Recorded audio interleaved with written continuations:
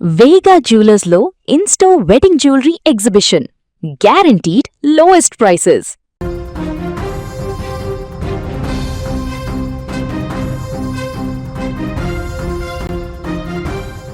బంగారం ప్రతి ఇంట్లో వినిపించే ఖరీదైన మాట ఇది. ముఖ్యంగా మధ్యతరగతి వారికి ఇదో వరం. అది కాస్త బంగారం కొనిపెట్టుకుంటే పెళ్లిళ్ళకి పనికొస్తుందని ఆశ. కానీ ఇకపై ఆ ఆలోచన సామాన్యుడికి భారంగా మారబోతోంది. కేంద్ర ప్రభుత్వం బంగారం వెండిపై సంచలన నిర్ణయం తీసుకుంది. బంగారం కొనాలంటే భయపడేలా ఉంది. దిగుమతి సుంకాన్ని ఏకంగా 5 నుంచి 10% పెంచుతూ నిర్ణయం తీసుకుంది. అంటే ఇకపై మీరు కొనే ప్రతి గ్రాము బంగారంపై పన్ను రెట్టింపు అవుతోంది. అసలు కేంద్రం ఎందుకు ఈ కఠిన నిర్ణయం తీసుకుంది? బంగారం కొనకండి అని స్వయంగా ప్రధాని మోడీ ఎందుకు విజ్ఞప్తి చేస్తున్నారు? మనం బంగారం కొనడమా, తగ్గిస్తే దేశానికి వచ్చే లాభం ఏంటి? ఈ వీడియోలో పూర్తి వివరాలు తెలుసుకుందాం. భారతదేశం ప్రపంచంలోనే బంగారం దిగుమతి చేసుకునే దేశాల్లో 2వ స్థానంలో ఉంది. మనకు బంగారం మీద ఉన్న మక్కువ ప్రపంచంలో ఎవరికీ లేదు. కానీ ఇక్కడే ఒక చిక్కు ఉంది. మన దేశంలో బంగారం గనులు చాలా తక్కువ. అంటే మనం వాడే బంగారంలో 90% పైగా వేరే దేశాల నుండి కొనుక్కుంటున్నాం. దీనినే ఇంపోర్ట్ అంటాం. ఇలా విదేశాల నుంచి వచ్చే బంగారంపై ప్రభుత్వం వేసే పన్నునే దిగుమతి సుంకం అంటారు. ఇప్పటి వరకు ఇది 5%గా ఉంటే ప్రభుత్వం దాన్ని 10%కి పెంచింది. దీనివల్ల బంగారం ధరలు అమాంతం పెరుగుతాయి. ప్రజలు ధర చూసి భయపడి బంగారం కొనడం తగ్గిస్తారని, తద్వారా దిగుమతులు తగ్గుతాయని కేంద్రం ప్లాన్.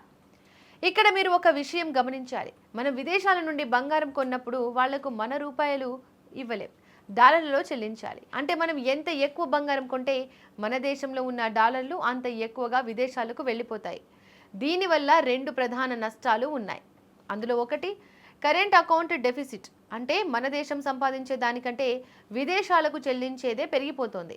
ఇది దేశ ఆర్థిక వ్యవస్థకు ముప్పు.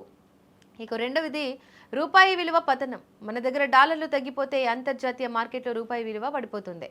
రూపాయి బలహీన పడితే పెట్రోల్, డీజిల్ ధరలు పెరుగుతాయి. తద్వారా అన్ని వస్తువుల ధరలు పెరుగుతాయి. అందుకే దేశ ఆర్థిక ఆరోగ్యం కోసం బంగారం దిగుమతులను తగ్గించడం కేంద్రానికి అనివార్యమైంది. ఇక మరోపక్క ప్రధాని మోడీ తరచుగా ఒక మాట చెబుతుంటారు, బంగారం కొనకండి అని. ఎందుకు? మనం కొన్న బంగారం నగలుగా మారి బీరువాలోనూ బ్యాంకు లాకర్లలోనే ఉండిపోతుంది. దీన్ని ఆర్థిక భాషలో డెడ్ ఇన్వెస్ట్మెంట్ అంటారు. అంటే ఆ బంగారం వల్ల మీకు వ్యక్తిగతంగా లాభం ఉండొచ్చు, కానీ దేశ ఉత్పాదకతకు ఏమీ ఉండదు. అదే మీరు ఆ డబ్బును బ్యాంకులో దాచుకున్నా, షేర్ మార్కెట్లో పెట్టినా లేదా బాండ్లలో పెట్టినా ఆ డబ్బును బ్యాంకులు పరిశ్రమలకు అప్పుగా ఇస్తాయి. దానివల్ల ఫ్యాక్టరీలు వస్తాయి, రోడ్లు పడతాయి, యువతకు ఉద్యోగాలు వస్తాయి. అందుకే బంగారం రూపంలో డబ్బును లాక్ చేయకుండా దేశ నిర్మాణంలో భాగస్వామ్యం చేయమని ప్రధాని కోరుతున్నారు.